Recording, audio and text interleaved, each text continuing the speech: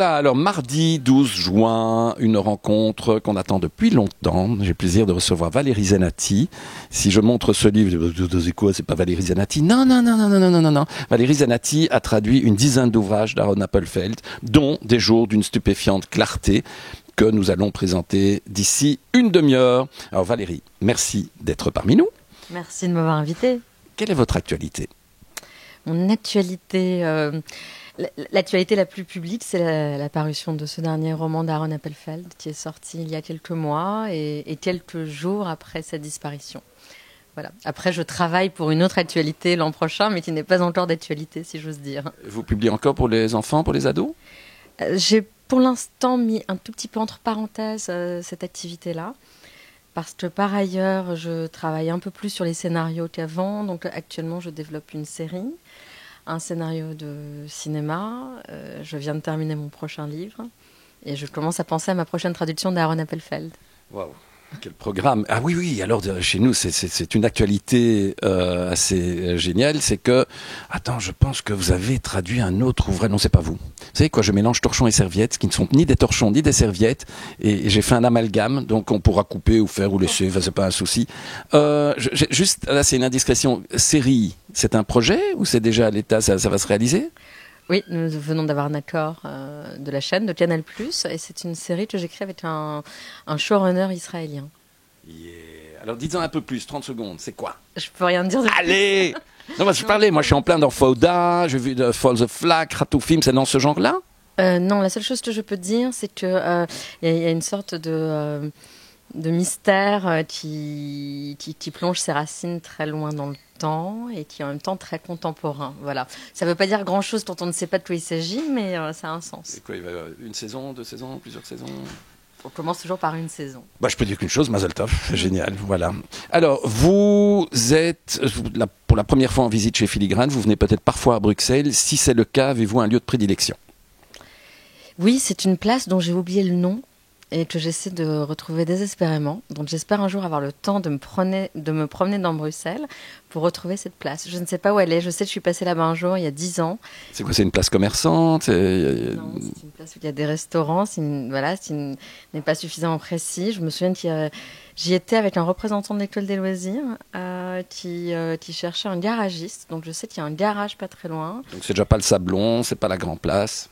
Et ça reste mystérieux. J'ai une image de cette place qui est magnifique et aucun nom ne s'y rattache. Donc il faudra que j'enquête un jour. Okay. C'est Maurice qui vous accompagnait? Oui. Bon, Maurice, si tu nous vois là, s'il te plaît, juste nous dire de quelle place il s'agit, s'il te plaît. Où aimez-vous aller en vacances? J'aime...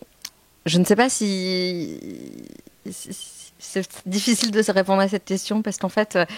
J'aime beaucoup. Je vais souvent en Israël. Je ne sais pas si j'aime y aller, mais je vais souvent. Donc si j'y vais, c'est parce que j'aime. Mais c'est aussi parce que mes parents y vivent, parce que j'y ai beaucoup d'amis. Et autrement, je pense plus les voyages en termes de voyage qu'en termes de vacances, en fait. Les vacances, c'est un terme qui me laisse à moitié indifférente. J'aime l'idée de voyager en revanche. Et là, je peux dire que j'ai une prédilection pour le Japon, l'Italie et les États-Unis. Ben voilà, c'est vaste. Votre lecture du moment? Je lis Natalia Ginzburg, que je voulais lire depuis très longtemps.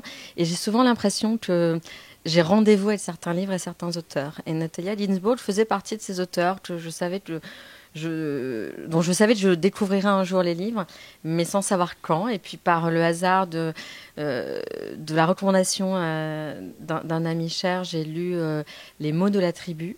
Et à la suite de ça, j'ai acheté ce livre qui s'appelle Les Petites Vertus, que je lis actuellement, qui est un recueil d'articles extraordinaire. C'est un livre qui a été imprimé à 1200 exemplaires, donc je recommande aux gens de l'acheter très très vite aux éditions Ypsilon.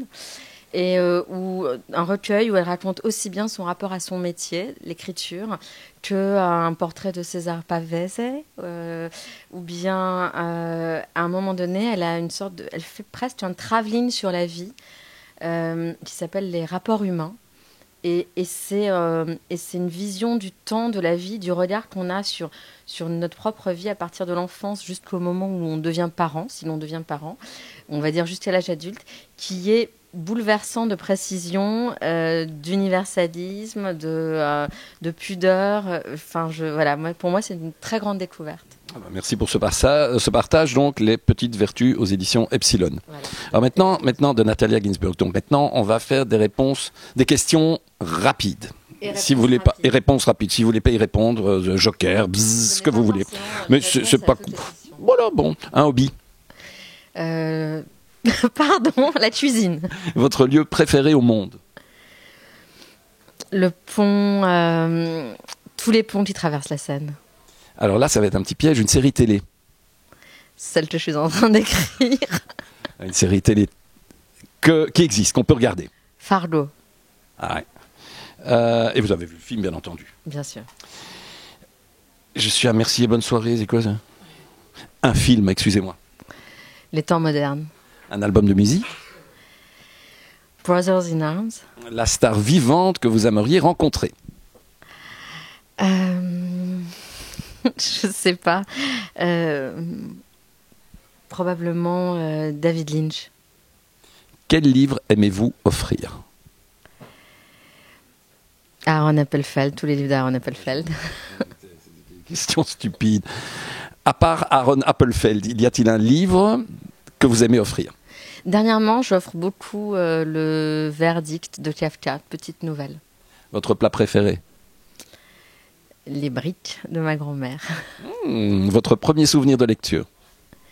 Les Misérables, mais c'était dans un petit album jeunesse qui s'appelait Cosette et qui m'a profondément marqué.